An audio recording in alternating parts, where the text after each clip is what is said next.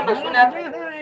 এখানে চারটা দাগ দেওয়া আছে 1 2 3 4 এই ওষুধটা কে খাইতে পারে কে পারে না কথাটা বুঝছেন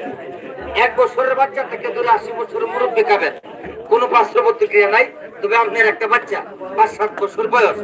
বাদ দিলে মাছ খায় বাদ দিলে ডিম খায় মুখে রুচি কম ভাত খায় না পেটটা বুঝলে রয়েছে গুটকির ভিতরে ঢুকেছে মাথাটা বড়ার মতন গালগুল ভাঙে বানানোর গুটকির মতন আমার যেতে থাকে আসলে এরকম কেটকিটে গোলাপান এক দাগ ওষুধ এই যে দেখেন নিচের যে দাগটা এক দাগ রাত্রে খাওয়াবেন সকালবেলায় দেখবেন মায়াতুলা ভাত একটা মুখ রুচি একবার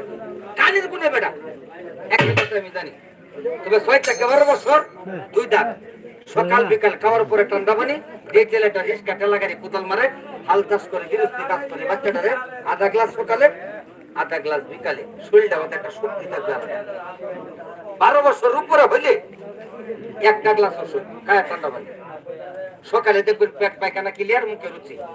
বাচ্চার জন্য অ্যালার্জির জন্য একটু গরম পানি সকালে কালি বেরো খায় ঠান্ডা পানি নিয়ম